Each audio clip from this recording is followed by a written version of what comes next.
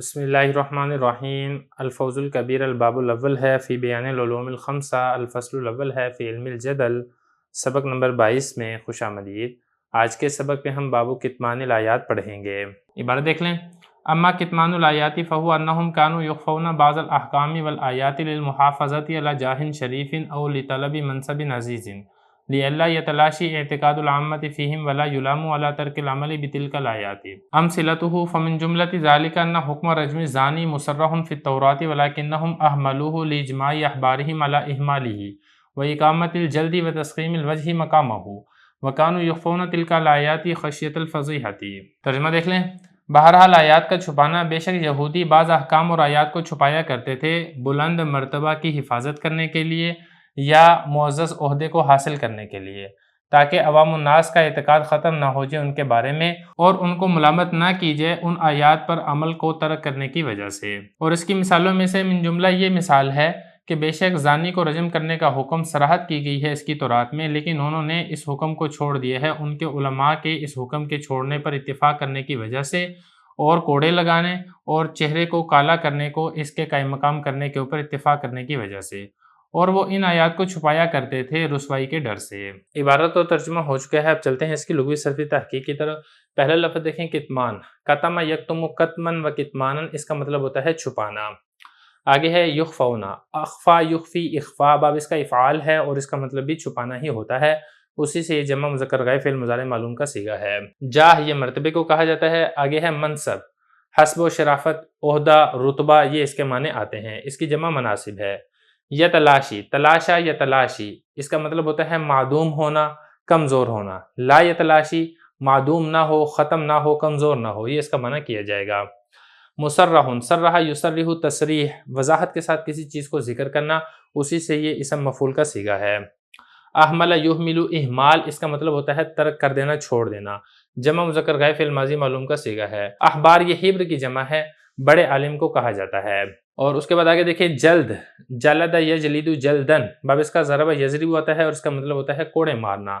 تسخیم، سخم یسخم تسخیم، اس کا مطلب ہوتا ہے سیاہ کرنا، منہ کو کالا کرنا۔ عبارت ہو گئی ہے، ترجمہ ہو چکا ہے، چلتے ہیں اس کی تشریح کی طرف۔ یہود کے اندر جو خرابیاں تھیں ان میں سے ایک خرابی تحریف معنوی کیا تھی، اور اس کی جو مثالیں ہیں، 3 مثالیں ہم گزشتہ اسباق کے اندر پڑھ چکے ہیں۔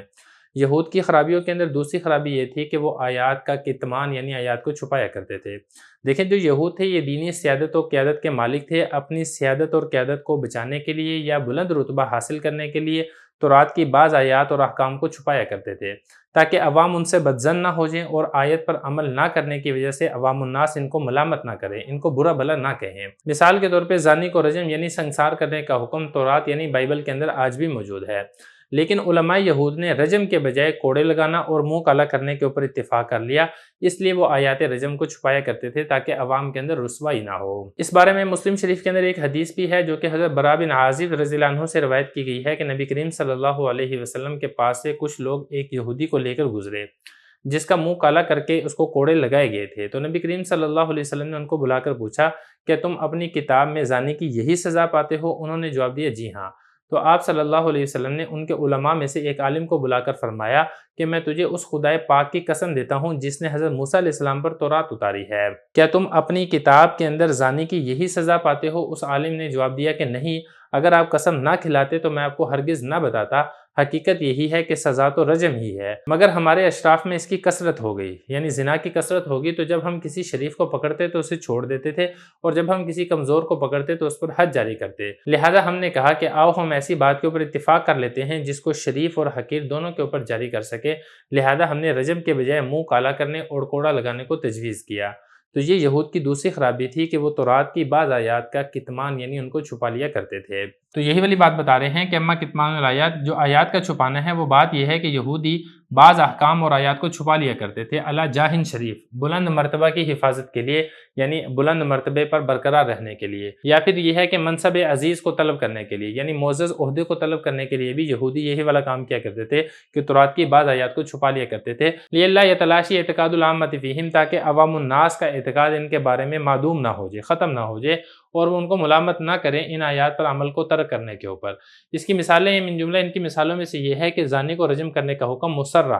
تصریح کی گئی ہے تورات کے اندر، لیکن انہوں نے اس حکم کو چھوڑ دیا کیونکہ احبار، یہ حبر کی جمع جیسا کہ میں آپ کو بتا چکا ہوں، ان کے علماء کے اجماع یعنی اتفاق کر لینے کے اوپر، اہمالی ہی اس حکم کو ترک کرنے کے اوپر، اور اس کے بجائے جلد یعنی کوڑے مارنے کو، و تسخیم الوجہ اور چہرے کو سیاہ کرنے کو، مقام ہو اس کے قائم مقام یعنی رجم کے قائم مقام کر لینے کے اوپر انہوں نے اتفاق کر لیا۔ اور وہ یہ جو آیات تھی رجم والی آیات، ان آیات کو چھپایا کرتے تھے خشیت الفصیحہ، رسوائی کے ڈر سے، تاکہ ہمارے لوگوں کے اندر رسوائی نہ ہو جائے۔